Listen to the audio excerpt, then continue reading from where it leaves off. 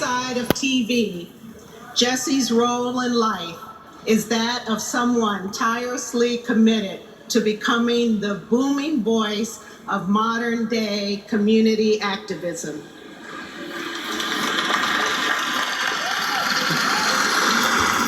While some celebrities find time to lend their voices and names to various campaigns in support of, for a very short moment, Jesse planted roots into the cause, standing shoulder to shoulder with the community in Ferguson and becoming a champion for so many other causes.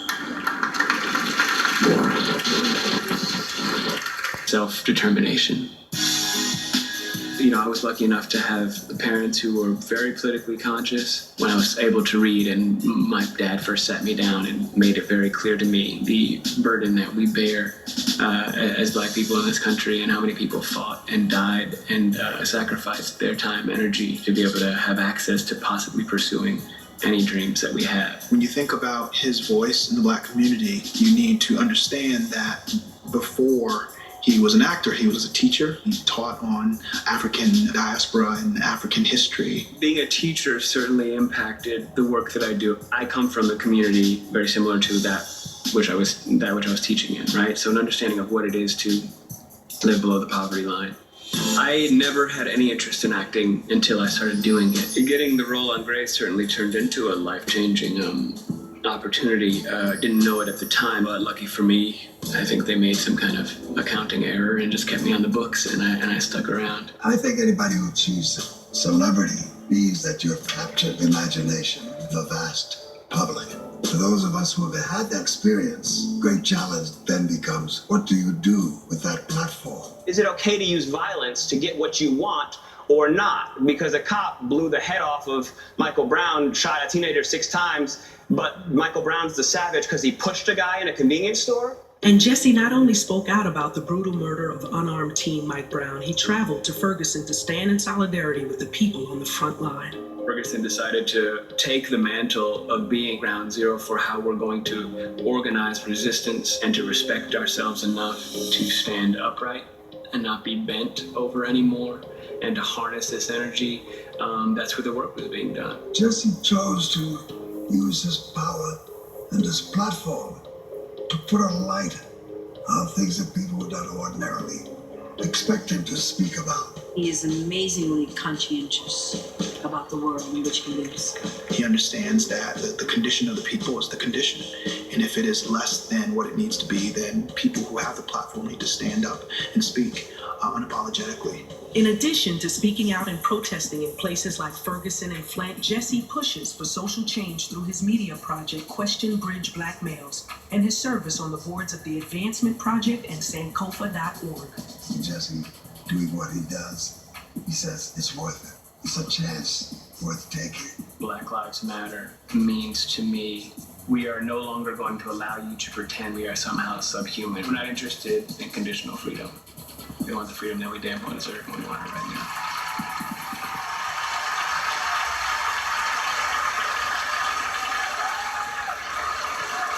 For his continued efforts and steadfast commitment to furthering social change, we are proud to present such a deserving recipient with the 2016 BET Humanitarian Award presented by State Farm, Jesse Williams.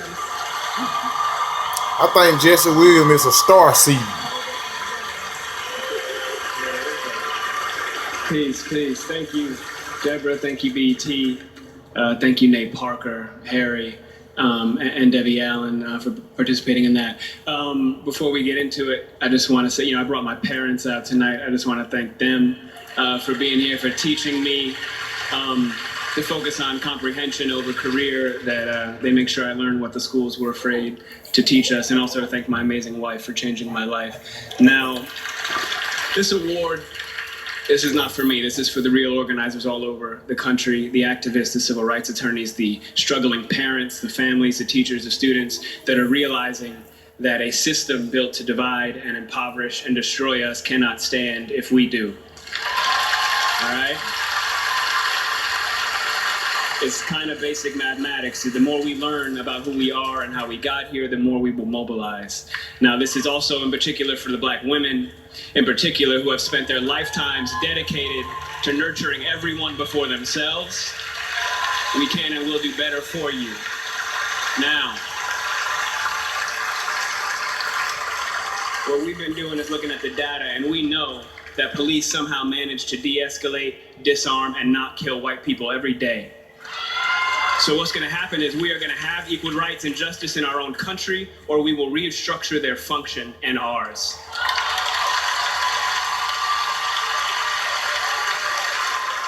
Now,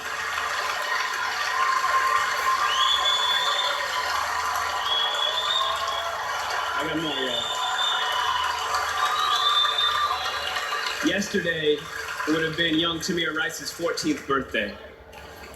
So I don't want to hear any more about how far we've come when paid public servants can pull a drive-by on a 12-year-old playing alone in a park in broad daylight, killing him on television, and then going home to make a sandwich.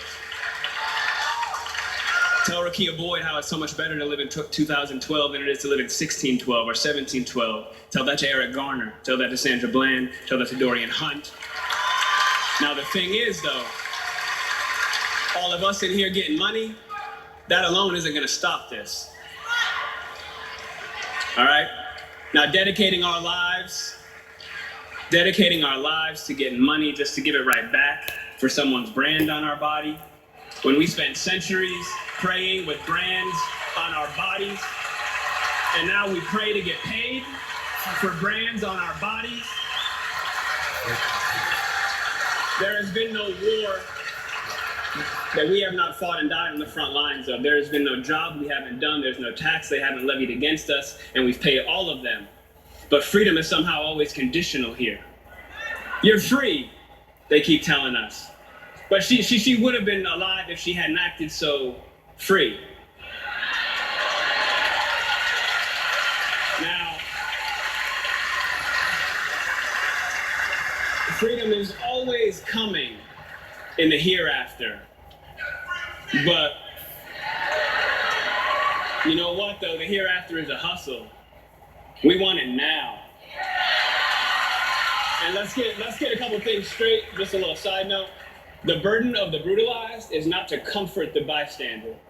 That's not our job. All right, stop with all that. If you have a critique for the resistance, for our resistance, then you better have an established record of critique of our oppression. If you have no interest in equal rights for black people, then do not make suggestions to those who do. Sit down.